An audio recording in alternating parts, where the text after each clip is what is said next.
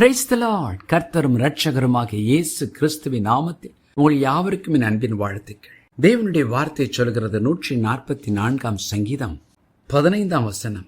இவ்விதமான சீரை பெற்ற ஜனம் பாக்கியம் உள்ளது, கர்த்தரை தெய்வமாக கொண்டிருக்கிற ஜனம் பாக்கியம் உள்ளது. Psalm 144:15. Happy are the people who are in such a state. Happy are the people whose God is the Lord. பாருங்கள், கர்த்தரை தெய்வமாக கொண்ட ஜனம் பாக்கியம் உள்ளது. இந்த வார்த்தையை வாசிக்கும் போது நம்முடைய உள்ளத்தில் பெரிய சந்தோஷம். தேவாதி தேவன் நம்முடைய இரட்சகராகிய இயேசு கிறிஸ்துவை தெய்வமாக கொண்ட ஜனம் பாக்கியம் உள்ளது. இயேசு இரட்சகர் அந்த பூமியில் இருக்கும்போது ஒரு வார்த்தை சொன்னார், நானே வழியும் சத்தியமும் ஜீவனுமாயிருக்கிறேன். நானே என்று சொன்னார். ஏன் தெரியுமா? எல்லா விதமான பிரச்சனைகளுக்கும் பரிகாரத்தை அவர் சிலுவையிலே செய்து முடித்தார்.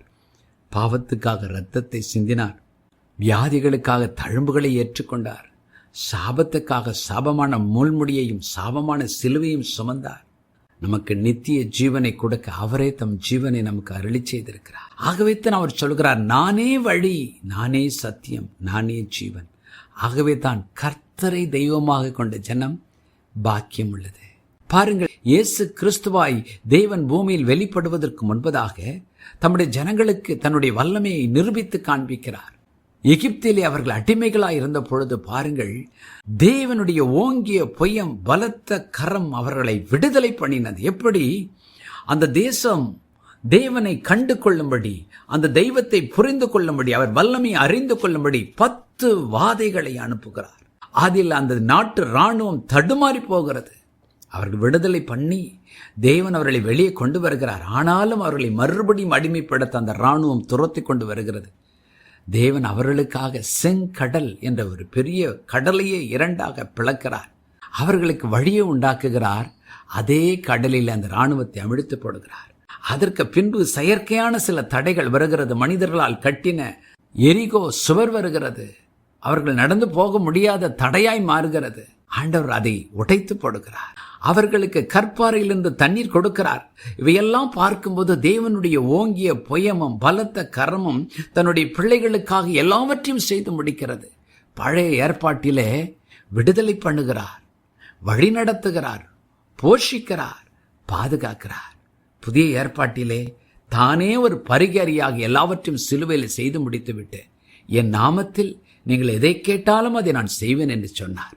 இன்றைக்கு இந்த வார்த்தைகளை கேட்கிற தேவஜனமே, கர்த்தரை தெய்வமாக கொள்ளுவோம். ஒருவேளை நம்முடைய இருதயத்திலே நான் இயேசுவை ஏன் தெய்வமாய் வணங்க வேண்டும் என்கிற ஒரு கேள்வி எழுந்தால் இன்றைக்கு ஆண்டவர் பதில் சொல்லுகிறார். அவரே பரிகாரி, அவரே ஓங்கிய புயத்தினாலும் பலத்த கையினாலும் நம்மை விடுவிக்கிறவர். ஜெபம் பண்ணுவோமா? பரலோக பிதாவே, என்னோடு இணைந்து ஜெபிக்கிற தேவ பிள்ளைகள் ஒவ்வொருடைய வாழ்க்கையிலும் அப்பா, உம்முடைய ஓங்கிய புயத்தினால், உம்முடைய பலத்த கரத்தினால் அவர்கள் எத்தனை கட்டுகளில் இருந்தாலும், எத்தனை பெரிய அடிமைத்தனத்தில் இருந்தாலும், இன்றைக்கு இயேசு என்ற உம்முடைய நாமத்தில் அவர்களை விடுதலை பண்ணும். அவர்களை தொடர்ந்து வருகிற சத்துருக்களை சிதறடியும். அது மாத்திரமல்ல, அவர்கள் தேவைகள் என்ன என்ன என்று பார்த்து, ஒருவேளை ஆசீர்வாதத்தை சுதந்திரிக்க முடியாமல் தடைகள் இருந்தால் தடைகளை அகற்றும். ஆண்டவரே, தேவைகள் இருந்தால் தேவைகளை போஷியும். அன்று உம்முடைய ஜனத்திற்கு வானத்திலிருந்து மன்னாவை அருளி செய்தீரே, கற்பாரிலிருந்து குடிக்க தண்ணீர் கொடுத்தீரே. இன்றைக்கும் ஆண்டவரே, புத்தி கட்டாத வகையில் அவர்கள் தேவைகள் ஒவ்வொன்றும் சந்திக்கப்படட்டும். நீர் முன்குறித்த ஆசீர்வாதத்திற்கு எங்கள் எல்லாரையும் கொண்டு போய் சேர்ப்பீராக. ஒரு நாள் ஒன்று வருமே, உம்மை முகமுகமாய் தரிசிக்க நீர் எங்களுக்கு ஆயத்தம் பண்ணி வைத்திருக்கிற வாசஸ்தலத்தை நாங்கள் சுதந்திரித்துக் கொள்ள எங்கள் ஒவ்வொருவருக்கும் உம்முடைய ஓங்கிய புயத்தினாலும் பலத்த கையினாலும் அற்புதங்களை செய்யும். இயேசுவின் நாமத்தில் பிதாவே, ஆமென்.